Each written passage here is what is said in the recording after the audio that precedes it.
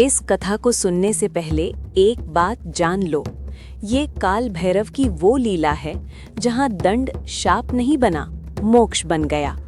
श्रवण करो हे भक्तों, ये कथा है उस शाप की जो तुरंत फलित नहीं हुआ, पर जब हुआ तो रक्त, पश्चाताप और अंत में मोक्ष बन गया।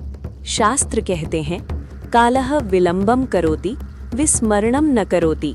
काल देर करता है, भूलता नहीं। बहुत प्राचीन समय की बात है। अवंती देश में एक ब्राह्मण कुल में एक विद्वान उत्पन्न हुआ। वेद, उपनिषद, आगम सब उसका कंठस्थ था। यज्ञ कराता, राजाओं को उपदेश देता और स्वयं को धर्म का स्तंभ मानता। पर हे भक्तों, उसके ज्ञान में भक्ति नहीं थी, उसके हृदय में करुणा नहीं थी। एक दिन एक भूखा चांडाल उसके द्वार पर आया।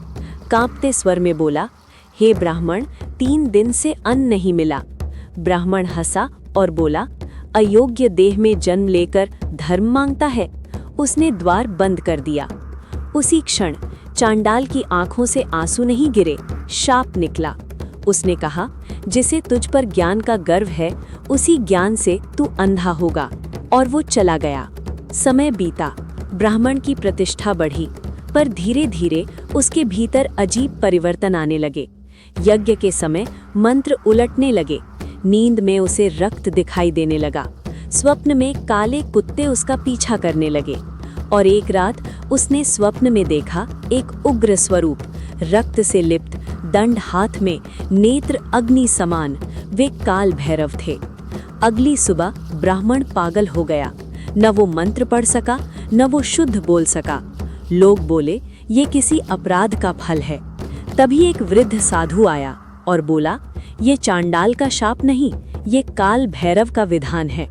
अब इसका उद्धार केवल एक मार्ग से होगा, रक्त से। ब्राह्मण कांप उठा। साधु ने कहा, अहंकार का रक्त, देह का नहीं।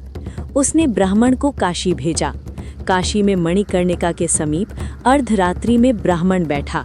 उसने पहली बार रोते हुए कहा, मैंने अपमान किया, मैंने धर्म को अपना दास समझा। उसी क्षण उसके मस्तक से रक्त की एक धारा भूमि पर गिरी। शास्त्र कहते हैं, यत्र पश्चातापः तत्र रक्तम शुध्यति। भूमि कांपी और सामने प्रकट हुए काल भैरव। भैरव बोले, तू ब्राह्मण था, पर तू मानव नहीं रहा। आज तू टूटा है, इसलिए बचा है। उन्होंने दंड उठाया और रक्त से सनी भूमि पर स्पर्श कराया। काल रुक गया। ब्राह्मण गिर पड़ा, पर मरा नहीं। प्रभात हुआ। लोगों ने देखा वो ब्राह्मण अब मौन है, नेत्रों में करुणा है और मुख पर शांति। उसने जीवन भर किसी को उपदेश नहीं दिया, केवल सेवा की। और जब मृत्यु आई तो काशी में मुस्कुराते हुए आई। कथा का सार, हे भक्तों, शाप अहंकार से जन्म लेता है, रक्त पश्चाताप से बहता है और मोक्ष काल भैरव की कृपा से मिलता है। जो टूटता नहीं, वो बचता नहीं। हे भक्तों, काल भैरव का दंड नाश नहीं करता, वो भीतर के अंधकार को तोड़ता है। जो इसे सह लेता है, वही मोक्ष का अधिकारी बनता है। यदि ये कथा आपके हृदय तक पहुंची हो, तो समझ लेना काल भैरव की कृपा आप तक भी पहुंची है। ऐसी ही शास्त्रीय और रहस्यमयी कथाओं के लिए दिव्य भक्ति धाम से जुड़े रहें। श्री काल भैरवाय नमः।